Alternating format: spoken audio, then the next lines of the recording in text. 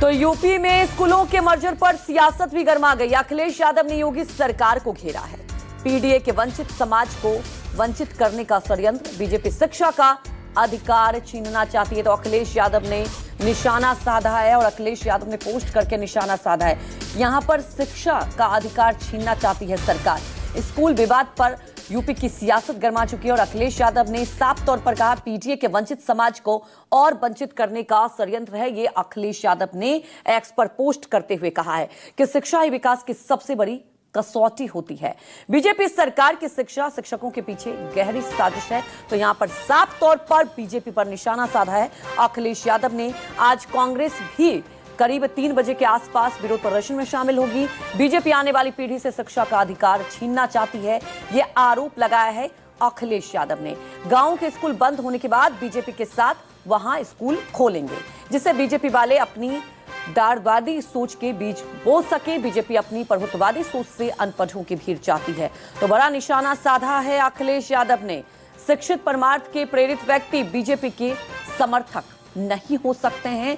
शिक्षा प्रसारित होने से बीजेपी की राजनीति जड़ कमजोर हो जाएगी, ये निशाना साधा है अखिलेश यादव ने। और आपको बता दें कि जब से विलय की बात हुई उसके बाद से अखिलेश यादव लगातार शिक्षा प्रणाली को लेकर सरकार पर सवाल उठा रहे हैं। उन्होंने साफ तौर कहा कि स्कूल ही नहीं दिखेगा तो शिक्षा के साक्षात प्रेरणा ही खत्म हो जाएगा। यह अखिलेश यादव ने निशाना साधा है और आपको बता दें कि इसे लेकर साफ तौर पर अखिलेश यादव ने कहा कि ये कहीं ना कहीं षड्यंत्र रचा जा रहा है।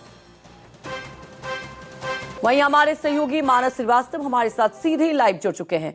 मानस, अब आर पार की लड़ाई और सवाल यहां पर हाईकोर्ट तक भी पहुंच चुका है। आज सुनवाई भी होगी। जानना ये चाहेंगे कि आज कांग्रेस भी विरोध प्रदर्शन में शामिल होगी, दूसरी तरफ अखिलेश यादव जमकर निशाना साध रहे हैं। तो क्या आपको लगता है कि ये एक दबाव के चलते हो सकता है कि इस पर समझा जाए, गंभीरता दिखाई जाए, मंथन किया जा सके?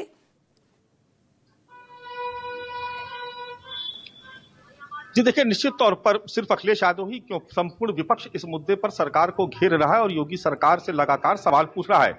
मैं कांग्रेस पार्टी में यहाँ पर मौजूद हूँ। यहाँ पर प्रदर्शन की तैयारी चल रही है। करीब 3 बजे जो जिलाधिकारी कार्यालय है वहां पर ज्ञापन सौंपा जाएगा। आज सुबह स्वामी प्रसाद मौर्य अपने मोर्चे के तमाम कार्यकर्ताओं के साथ निकले। हालांकि वो राजभवन तक नहीं पहुंच पाए, उनको रोक दिया गया बीच में ही, लेकिन वहां पर उन्होंने भी एक मांग पत्र सौंपा है।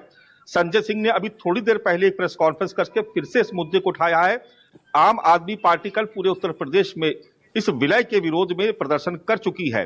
तो लगातार इस मामले में चाहे वो समाजवादी पार्टी हो, चाहे कांग्रेस पार्टी हो, चाहे स्वामी प्रसाद मौर्य और दूसरे संगठन हो, आम आदमी पार्टी हो, सभी लोग इस सवाल को उठा रहे हैं कि उत्तर प्रदेश में आखिर ऐसा क्यों किया जा रहा है, स्कूलों का विलय क्यों किया जा रहा है ऐसे वक्त में, जबकि 4 लाख के करीब छात्र जो है बीते कुछ वर्षों में शिक्षा को जो स्कूलों को छोड़ चुके हैं। जो ड्रॉप आउट रेट है वो लगातार बढ़ रहा है। तो ऐसे में सरकार विलय की बात क्यों कर रही है? क्योंकि एक बड़ा ही मौलिक सवाल ये उठाया जा रहा है कि शहरों में तो तमाम संसाधन है, लेकिन गांव देहात में एक गांव में एक प्राइमरी स्कूल होता है जहां पर कोई साधन नहीं होता कि बच्चों को वो किसी दूसरे गांव में या कहीं 2-4 किलोमीटर दूर भेज सके, किसी कैब को कर सके या कोई स्कूल वैन कर सके। तो ना उनकी वो कैपेसिटी होती, ना वहां पर इस तरह की सुविधाएं होती हैं। तो ऐसे में अगर किसी गांव का स्कूल बंद होता है तो अगर वहां 30 भी बच्चे पढ़ रहे हैं तो वो 30 बच्चे शिक्षा से वंचित हो जाएंगे। इस तरीके के सवाल उठाए जा रहे हैं। हालांकि सरकार का तर्क इसमें दूसरा, सरकार का कहना है कि बहुत सारे स्कूल ऐसे हैं जहां पर टीचर्स बहुत कम है या बच्चे बहुत कम है और पड़ोस के स्कूल में भी उतने ही है। तो अगर दोनों को मिला दिया जाएगा तो टीचर्स की भी भरपाई हो जाएगी, जरूरत के हिसाब से हो जाएंगे और बच्चे भी जरूरत के हिसाब से हो जाएंगे। लेकिन कहीं ना कहीं ये इस कमी को भी दर्शाता है कि आखिर ऐसा क्यों हुआ। मैं न्यूज़ 24 ने इस मुद्दे को उठाया। मैं खुद ग्राउंड पे गया, मैंने देखा कि बहुत सारे मुझे ऐसे स्टूडेंट मिले जो उन्हीं प्राथमिक विद्यालयों में पढ़ करके डॉक्टर बने और प्रोफेसर बने। उस वक्त वहां पर बच्चों की तादाद बहुत होती थी, लेकिन अब अगर संख्या घट रही है तो उसके पीछे की कुछ मूलभूत कुछ परेशानियां हैं, कुछ दिक्कतें सरकार को उसको भी समझना चाहिए। जैसे जो शिक्षक संघ के लोग हैं वो ये कह रहे हैं कि 118 तरीके के काम शिक्षकों से लिए जाते हैं। जनगणना से लेकर के मतगणना तक के तमाम सारे काम वो शिक्षकों से लिए जाते हैं। ऐसे में अगर किसी स्कूल में 1 या 2 शिक्षक अगर वो दूसरे काम में चले गए तो बच्चों को कौन पढ़ाएगा?